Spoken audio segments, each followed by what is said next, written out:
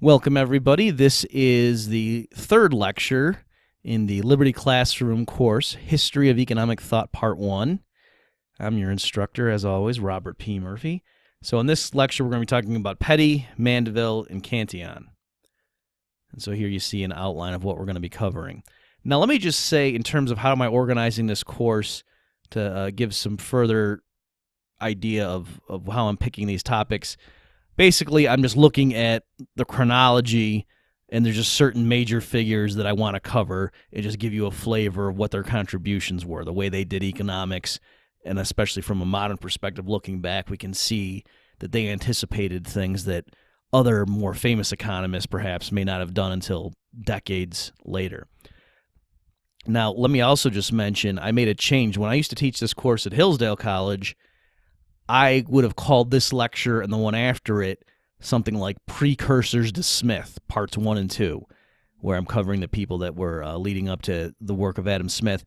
But this time around, reading Rothbard especially and his arguments about Richard Cantillon being the true father of modern economics as opposed to Adam Smith, I realized that that would be misleading, right? That would be sort of forcing you, the student, into the standard paradigm of thinking that all economics led up to Adam Smith, and then we can interpret everything, through the prism of his work in the Wealth of Nations. And as we're going to see later on in this particular lecture, Lecture 3, when we talk about Richard Cantillon, that's arguably completely erroneous, and that Richard Cantillon, if anyone's going to be credited as being the father of economics, it should be him. And Smith arguably took the profession down a detour, or not even a detour, a cul-de-sac is the more appropriate metaphor. And that, so in that respect, Adam Smith, really is just a wrong turn, and therefore it was wrong for me when I was teaching this course previously to be categorizing everything as leading up to Smith. That's actually not what was going on at all. Okay, but with that, with those caveats in mind, let's proceed to today's lecture. So first, we're going to cover Sir William Petty, 1623 to 1687. Just some brief biographical remarks. So he was the son of a poor clothier in southern England, and it's a fascinating story. He ended up studying abroad under the Thomas Hobbes, the one you might have remembered from your other studies. He obtained a teaching post in medicine at the University of Oxford in 1648. He ended up being a physician to Cromwell's army in Ireland. So you may remember vaguely from your study of European history that Cromwell ended up going into Ireland and doing all sorts of nefarious things there. And so then Petty supervised the conquered Irish land survey and then became a commissioner of the distribution, and through this process became very wealthy. And he was also a founding member of London's Royal Society, and that he did that in 1662. Okay, so his economic work, Petty was a founder of what's called, or what they called at the time, political arithmetic, which was the systematic study and collection of economic statistics. And so Petty was a follower of Francis Bacon, whom we treat as sort of the founder of empiricism in that modern sense of that word. And so the idea was that, hey, if we really want to understand the economy and we want government officials to have all the facts at their command to be able to make wise decisions, we got to go collect a bunch of numbers. That's the way to be scientific in our approach to social problems. The majority of the economic insights were contained in his A Treatise of Taxes and Contributions, which he published in 1662.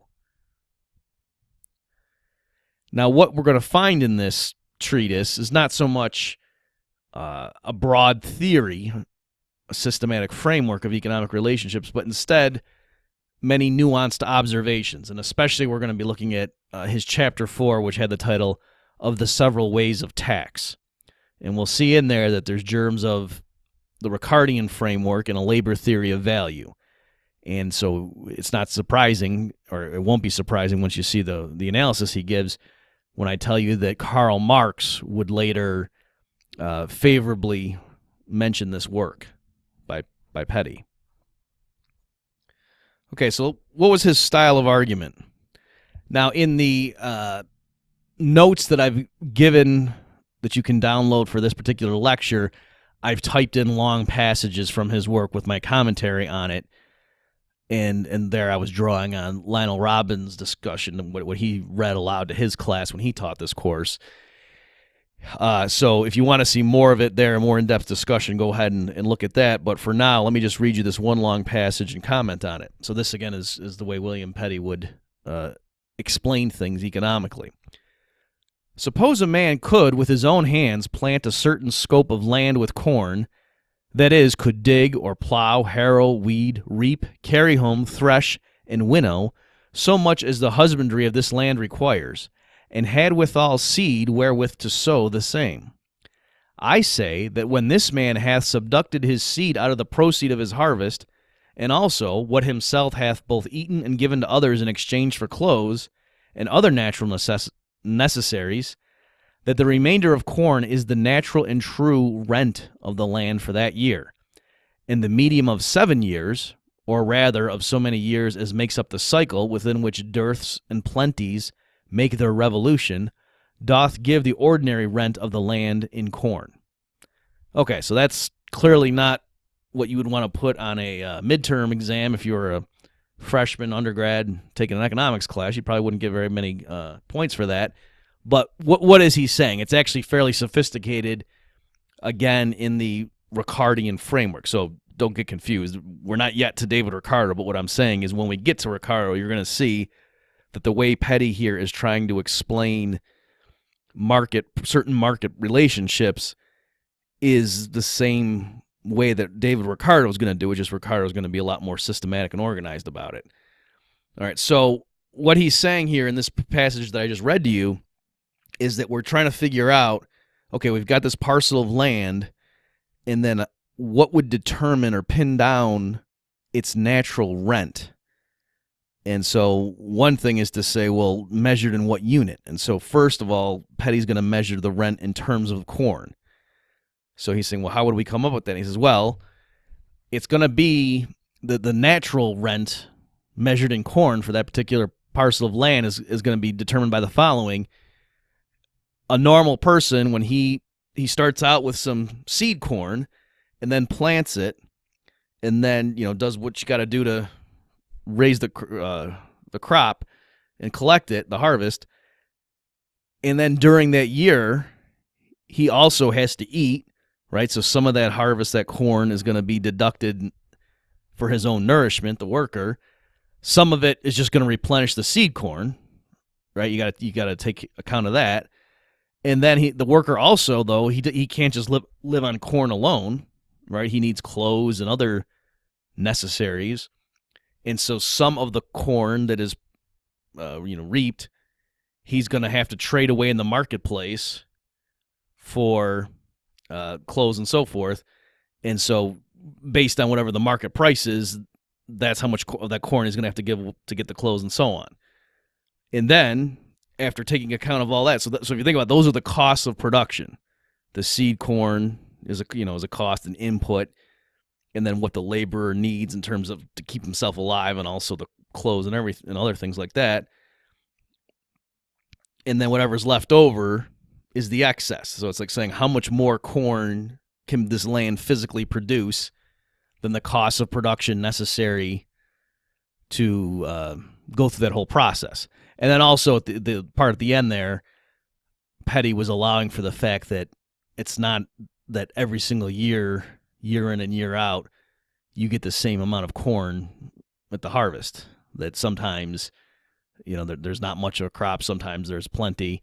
And so he's saying over the natural cycle, the average value. And so he's saying maybe it's 7 years, but it might not be. It might be something else. Okay, so that, whatever that is then, so over the long-term cycle, in general, how much excess or surplus corn does the land yield over and above the corn equivalent of the cost of production of growing corn on that land? That's what the natural rent of the land is in terms of corn. So if a landlord owned that land and were renting it out to a tenant farmer, the tenant farmer could afford to pay up to that natural and true rent of the land, and then that's what you would expect that the landlord would charge. Well, otherwise he'd be giving a gift to the tenant farmer. Okay, so that's a pretty sophisticated argument, and as we'll say, that's very much in the spirit of what Ricardo's going to do later on when he's trying to explain market relationships. And so Petty here gives what he thinks is a good explanation of how we determine or pin down what the rental price would be for a certain parcel of land measured in the crop that's being grown on it. Okay, so I don't want to get bogged down right now with the difficulties of that analysis, because that's what is a cost theory of production, or a cost theory of value, I should say. And so there's going to be a lot of problems with that. In the notes, I give you some anticipations, and then later on, when we talk about the marginal revolution of the early 1870s, then we'll be very methodical and explain why the subjective marginal utility approach is far superior when explaining market prices than the classical approach that relied on a cost theory or a labor theory of value, which Petty's analysis here is an anticipation of. Okay, now, excuse me, let me tell you what Rothbard thinks of Petty. And so it's a fascinating story, and let me just encourage you, if you want to read sort of an exciting account of the personal lives of these thinkers, then Rothbard's book is wonderful, or he's got volumes. And but some people like this and some people might not like it. I'm just going to tell you the situation. Rothbard comes at it from the perspective of there are good guys and bad guys. And so, as you'll see, Petty was definitely a bad guy in Rothbard's view. All right, so he called Petty a fascinating opportunist and adventurer. He considered Petty's Irish land acquisitions to be, quote, ill-gotten gains. All right, so remember, Petty went over and was working with Cromwell, and he ended up, being in charge of surveying the land, and even the story there as to how he got that post, as Rothbard explains it, involved some maneuvering and arguably backstabbing of people in order for Petty to be the one that had that position, so that he could be surveying the Irish land and then figuring out who gets what. They gave grants to the soldiers and so on who helped conquer it. And then when all was said and done, the dust settled, lo and behold, Petty's a very wealthy person. Imagine that. Okay, but the thing that's really interesting is that you may remember Jonathan Swift's famous 1729 satire, A Modest Proposal, right, where he ends up recommending eating Irish children as a way to cure poverty and, be like a win-win and solve all sorts of problems. So that actually was a direct attack on the Baconian social scientists and presumably William Petty himself. All right, so it's going to be somewhat lengthy of an excerpt here, but it's pretty entertaining, and just so you have an idea of connecting these various historical events. So here I'm reading from pages 303 and 304 of Rothbard's History of Economic Thought book. Okay, so Rothbard's talking about Jonathan Swift now. In 1729, Swift followed up this satire with his famous Modest Proposal, what Letwin, this other author, justly calls, quote, the last word on political arithmetic as an instrument of social policy, end quote. So now we're back to Rothbard commenting. For Swift went after Petty, taking as his text Petty's claim that the more people the better, and in particular Petty's serious proposal in his Treatise of Taxes to cure Ireland's alleged cause of poverty, underpopulation, by urging government subsidies for births among unmarried Irish women. Okay, so this is now Murphy talking again, just to make sure you're not getting lost. So Petty, in his Treatise of Taxes, that we were just talking about some of the economics of it, he was quite seriously proposing that the way to help with the Irish problem of poverty, and there he was blaming poverty on there being underpopulation, right? So Petty thought the Irish need greater population figures in order to cure their poverty problem, and so he quite seriously recommended that the government subsidize unmarried Irish women to have more children, all right? And so here we're getting into risque territory, and it just keeps getting funnier. Okay, so now I'm back to reading Rothbard. The subsidies were to be financed by a tax on all Irish, especially on Irish men. The subsidies were only to be allowed if the woman kept records registering each father's time of cohabitation and signed agreements by the father on the disposal of the children. Swift's modest proposal satirized every aspect of Petty's style, from the solemnly avowed absurd policy proposals to the fake precision of the numerological style. Thus, the modest proposal doggedly stated, so now Rothbard's quoting from Swift's modest proposal, the number of souls in this kingdom being unusually reckoned 1 million, the number of souls in this kingdom being usually reckoned 1.5 million, of these I calculate there may be about 200,000 couples whose wives are breeders, from which number I subtract 30,000 couples who are able to maintain their own children. This being granted, there will remain 170,000 breeders. Now it's Rothbard talking again. After making due deductions for miscarriage or for children who die each year, Swift is left with 120,000 children of poor parents annually born. After demonstrating that there is no way by which these poor children can be reared or employed, Swift concludes with his famous modest proposal, not liable to the least objection. Being assured by a knowledgeable American in London that a young, healthy, well-nursed child of 1 year old is a, quote, a most delicious, nourishing, and wholesome food, whether stewed, roasted, baked, or boiled, end quote, Swift then goes on to demonstrate, in the best value-free, numerological, empiricist, Pettyite manner, the economic advantages of selling 100,000 children per annum to be eaten. Most of the special pleading economic writers of the day ended their tracts professing no personal gain in their devotion to the public weal, and so Swift ends his modest proposal accordingly. And so now this is back to quoting Swift. I profess in the sincerity of my heart that I have not the least personal interest in endeavoring to promote this necessary work, having no other motive than the public good of my country by advancing our trade, providing for infants, relieving the poor, and giving some pleasure to the rich. I have no children by which I can propose to get a single penny, the youngest being 9 years old, and my wife past childbearing.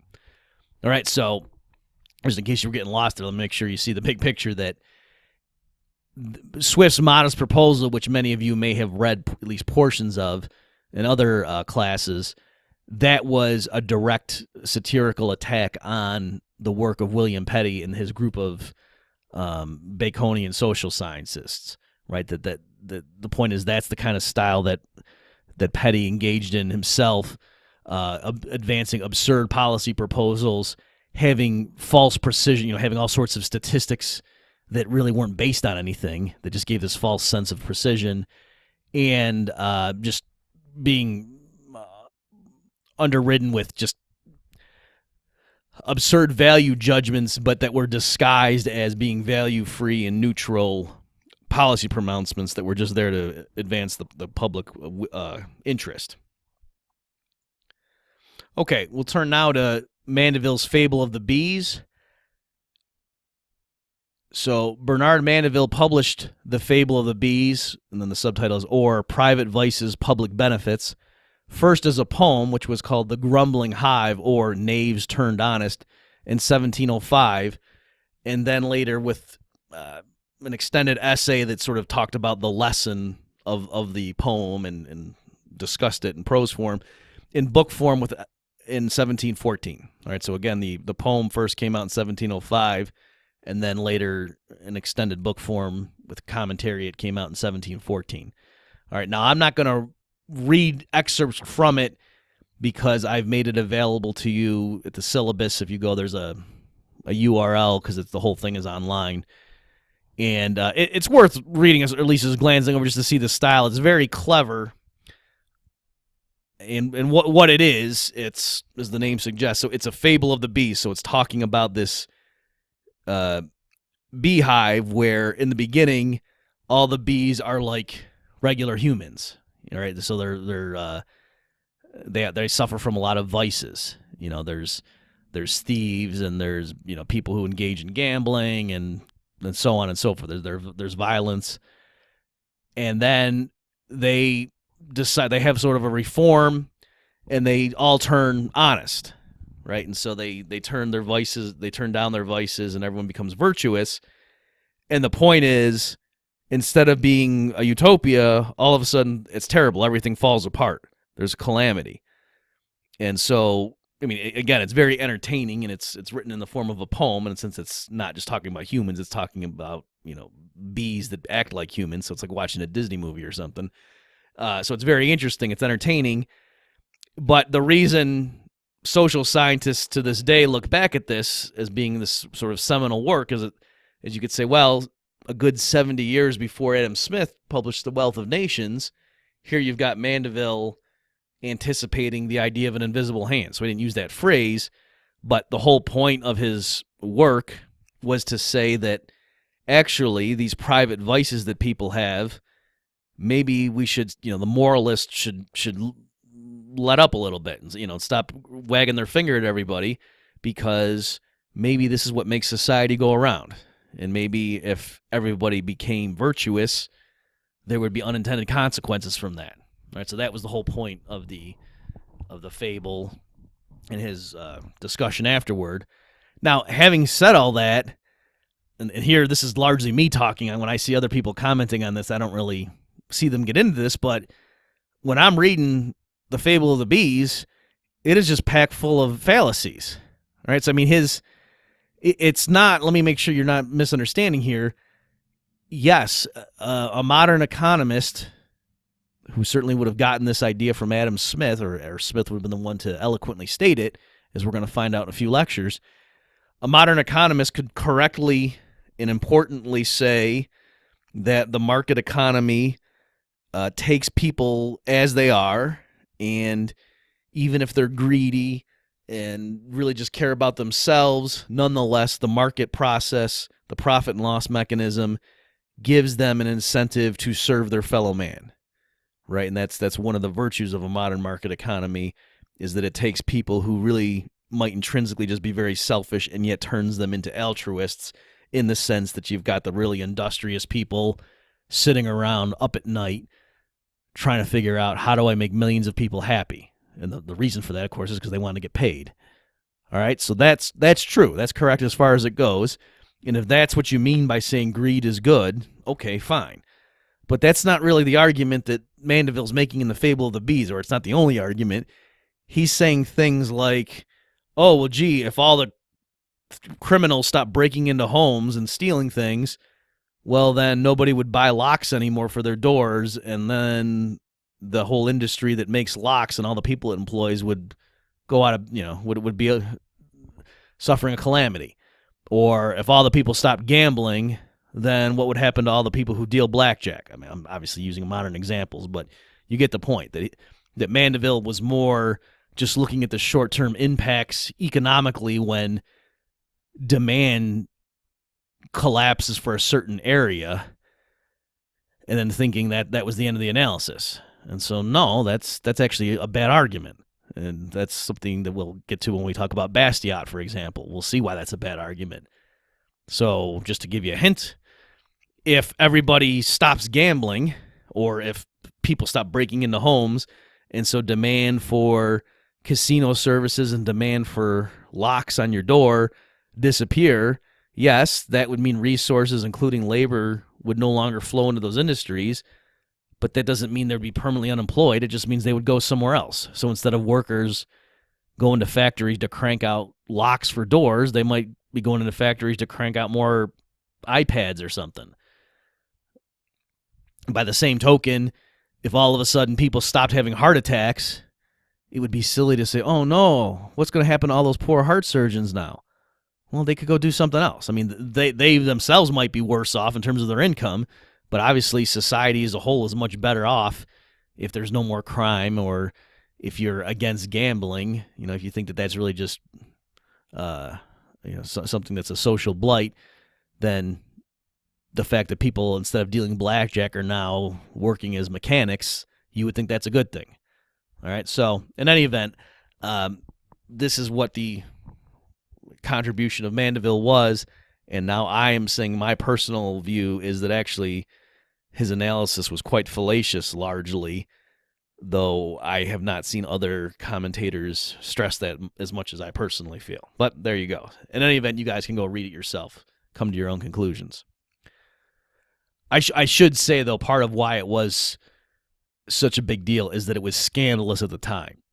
All right, so when it came out, a lot of people were mortified by it and thought that it was, celebrating vice and that it was going to promote antisocial activities, and that he was defending, sinful behavior. So again, I'm not saying that people were great economists who were attacking it, but it is a little bit awkward that I think most of the economic arguments behind the argument were fallacious. Okay, so now we move to Richard Cantillon. We don't know exactly when he was born, presumably sometime in the early 1680s, and he died in 1734. So his biography: he was an Irish merchant, banker, and adventurer. His origins were mysterious, but we think he was born in Ireland to a family that had had its land taken by Cromwell. He then moved to Paris in 1714 to work at his cousin's bank. Now, let me just point something out here. I have heard different people pronounce the name differently. So I think some people call him Cantillon, and other people call him Cantillon. All right, and so it's partly because he was born in Ireland, but then in Paris, if you have two L's in your name like that, you wouldn't say him if you were French. So, and as we'll see, his famous work was written in French. So I'm going to call him Cantillon, but others you might hear people refer to him as Richard Cantillon. He became a multimillionaire when he correctly saw that John Law's Mississippi bubble would burst. Okay, so again, a fascinating story here, but this guy John Law had this inflationary scheme, and that ended up spawning what is known as the Mississippi bubble. And so Cantillon was intimately involved with Law and some other partners. And the way Rothbard tells the story, Cantillon could tell there was a bubble, and he just made sure he dealt with those other people in a way that he profited, that he would lend them money, for example, that they would go put into the real estate that was in a bubble, and they agreed to pay very exorbitant rates of interest on those loans because they thought they were going to make it up with the appreciating property values. Everything blew up, and Cantillon emerged not only unscathed, but actually was a multimillionaire. Probably didn't make too many friends in the process. Okay, and then his ending was, so he was in his house, and there was a house fire, and then it turned out later that people thought he had actually been murdered, and then, the murderer set the house on fire to try to disguise it, and to this day, they're not exactly sure who killed him or why. Okay, what this term of this issue of who's the father of economics. So his famous work is an essay sur la nature du commerce en général, an essay on the nature of commerce in general, if we just directly translate that, written in the early 1730s and then published in 1755. Now, let me just make a comment here. When we talk like this for things in this time period, it's not like, he's some recluse poet and wrote something in the 1730s and then sat on it for 25 years because he was afraid to show it to anybody. That's not what happened. It was the way academics would do things back then, or it was very typical, was they would write something and then there'd be a manuscript, and then they would circulate it around the intellectual circles and get feedback and whatever, and then maybe they wouldn't formally publish it until decades afterwards. Okay, so it's kind of like a working paper is now, how you can go see people's stuff online before it actually gets published in some academic peer-reviewed journal.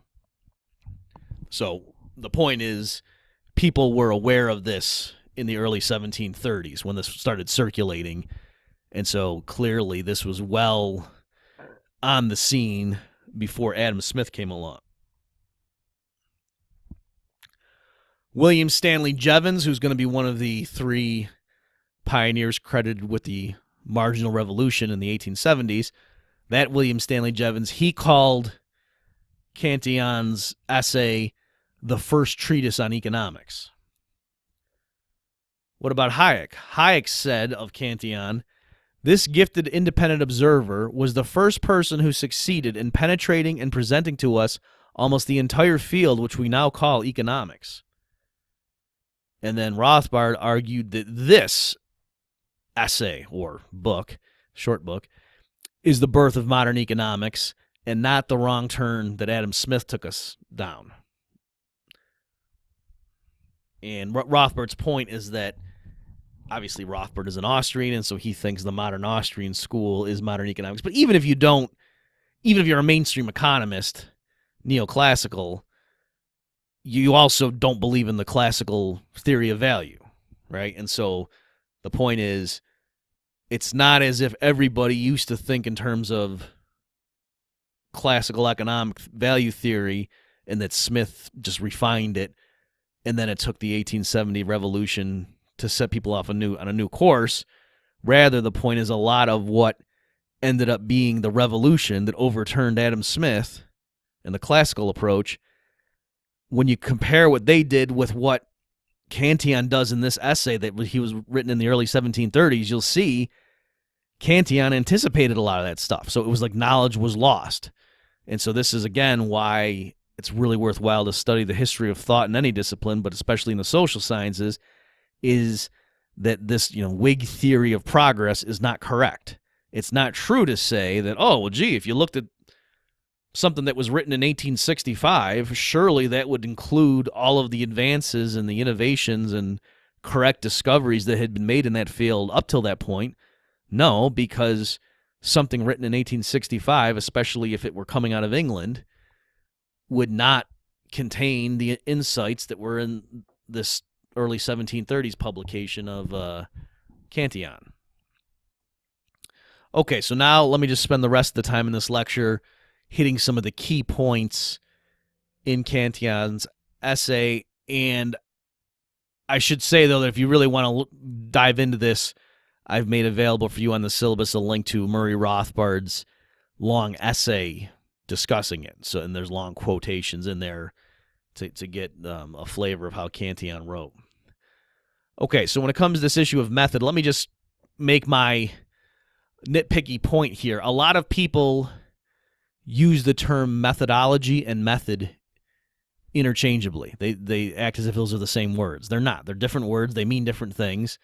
And so what I'm going to talk about here is the method that Cantillon used. Now, if Cantillon explains to the reader, this is why I use this method, then that would be him speaking methodologically, or that would be his discussion of methodology.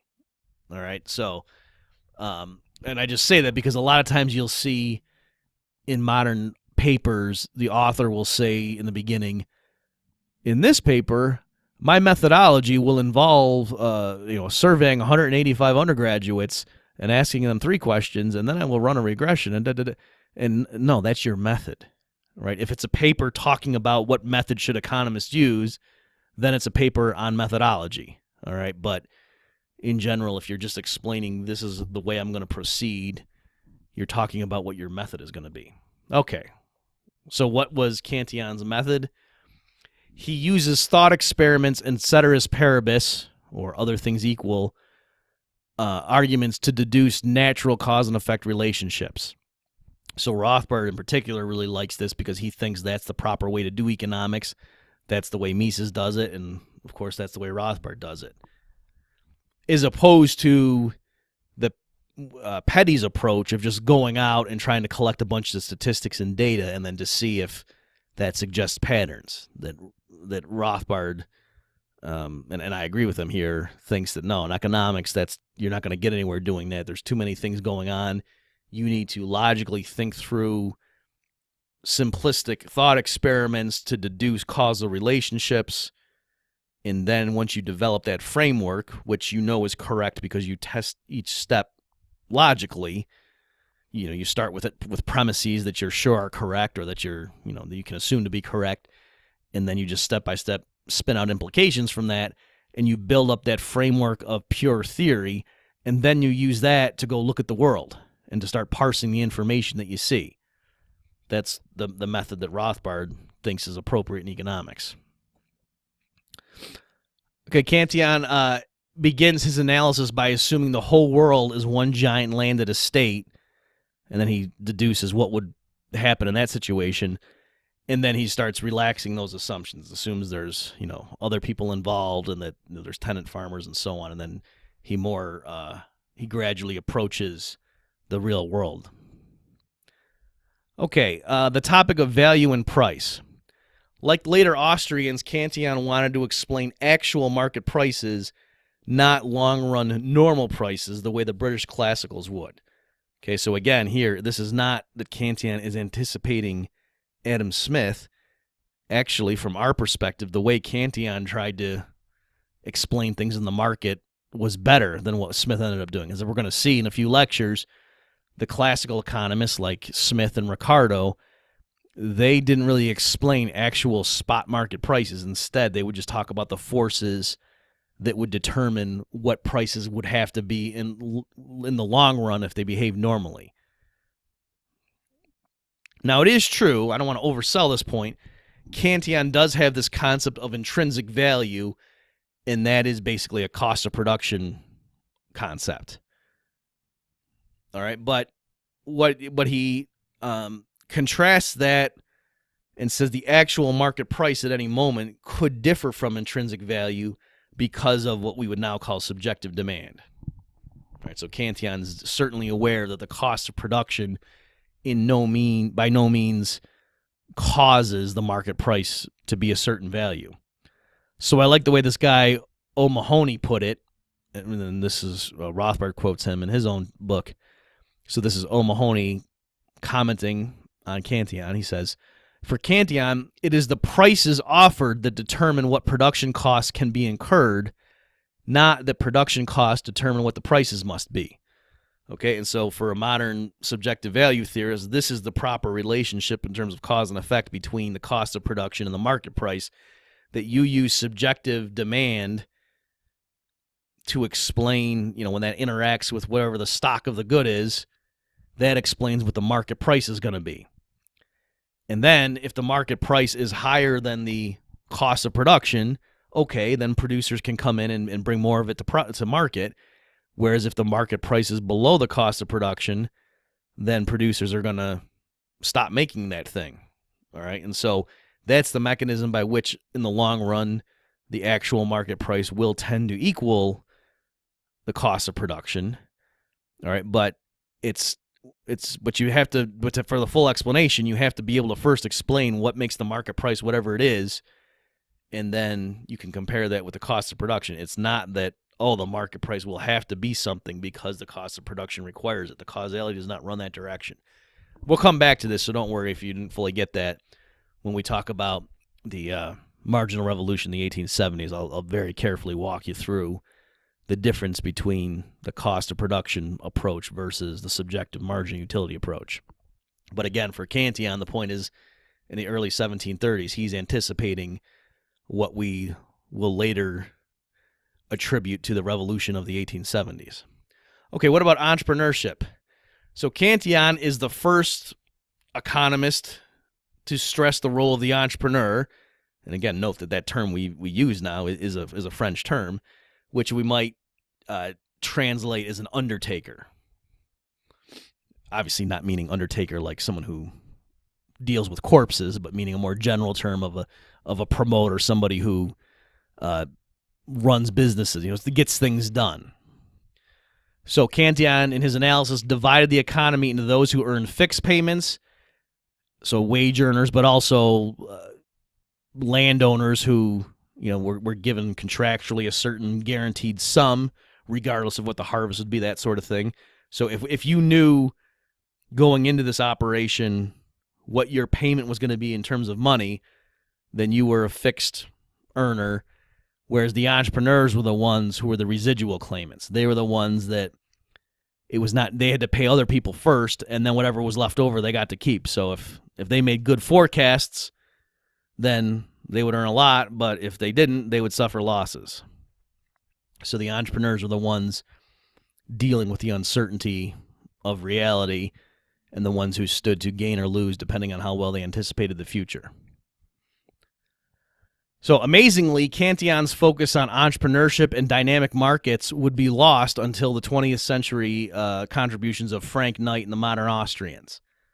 So it's, again, it's more, I saw one writer put it, I'm paraphrasing, but he said that, it's not so much that we should think Cantillon was a genius. He was a guy who observed markets and kind of just in his analysis sort of crystallized, codified what he saw every day in the marketplace He could see with his own eyes that entrepreneurs drove things and that the future was uncertain, and sometimes people made losses. And it's really, the issue is, the surprise is that economists from the late 1700s onwards until the early 20th century mostly dealt with static systems of equilibrium where there really was no role for entrepreneurship. Okay, and then the last topic for this lecture is so-called cantillon effects. Now, obviously, cantillon didn't refer to them as such. That's what we now call them. And this is very big for people in the Austrian tradition because this goes very well with the modern Austrian view of the business cycle. Right? So you, in other lectures, for example, people who teach at the Mises Institute, you may often hear about cantillon effects, or maybe they might say cantillon effects if they pronounce the L's. Okay, but what was it? So, first of all, when he's talking about money, Cantillon recognized that an increase in the fictitious or imaginary money, in other words, government paper money, has the same effect as an increase in the circulation of real money, by which he meant gold and silver. Okay, so Cantillon was saying that if you have a situation where the government is issuing paper money, but yet it's redeemable legally in terms of the actual commodity money, well, then the effect on prices and other economic variables from issuing more paper money is going to be largely the same as if actual more gold or silver had been discovered and brought into the community. Okay, now this is a long quote from Cantillon. If the increase of actual money comes from mines of gold and silver, the owner of these mines, the adventurers, the smelters, the refiners, and all the other workers will increase their expenses in proportion to their gains. All this increase of expense in meat, wine, wool, etc. diminishes the share of the other inhabitants, who do not participate at first in the wealth of the mines. All right, so I cut out some stuff to fit it on the slide, but the idea is the naive quantity theory of money led you to believe that, hey, if the quantity of money doubles, then all prices double. All right, so it's useful to think of that, and we're going to see when we get to David Hume that he has a thought experiment like that. So, the benefit of thinking in terms of that naive quantity theory of money, that, oh yeah, an X% increase in money will lead to an X% increase in all prices. The benefit of that is to see that just having more money per se doesn't make the community richer. All it does is make everything more expensive. So it's important to know that, but the point here with Cantillon effects is to say, in reality, the new money enters the economy in certain entry points. It's not that everybody just uniformly has their cash balances increased by the same percentage. So if we're dealing with an economy that uses gold and silver as commodity money, the way new money gets into the system is because of the mining operations. And so he's saying what happens is when there's new gold and silver that comes in, at first it's the owner of the mines and then the people they directly employ that get the new money. And so then they go out and start spending it in the community. They go out and buy more meat and wine and whatever. And so then it starts pushing up the prices of those products. And then the butcher and the winemaker and so on, who happen to be geographically near the mines, now they see their income go up, their revenues go up. And they're richer, and so then they go around and start spending stuff. So the new money gets into people's pockets through various waves, or imagine like a pebble being thrown into the middle of a still pond and how it ripples out. That's the way that new money enters the economy and pushes up prices accordingly. So it's not that all prices just uniformly go up. And so in particular, there's a redistribution in real terms that the person who does not see his income go up until the 9th or 10th step in that process, he sees prices all around in the economy going up step by step, whereas his income stays the same in nominal terms. And so that person loses out, whereas the people who get the new money first, they gain because now their income in nominal terms goes up, whereas most prices in the economy haven't reacted yet. Okay, so that's a little bit simplistic and mechanistic, that there's expectations, and so if speculators realize that, oh my gosh, they had a really good month at the mines and there's a huge amount of gold coming in. I mean, speculators don't need to sit there and wait until the thing actually hits their pockets before they can act on that information. But nonetheless, I think Cantillon's point is quite valid that when new money comes into the economy, if it comes in particular channels, clearly that's going to have a redistributionary effect besides just the general impact on the purchasing power of money. And so that has that element of Cantillon's analysis plays a big role later in the Austrian analysis of the business cycle. Okay, well, that's all we have for this lecture 3, and I will see you guys next time.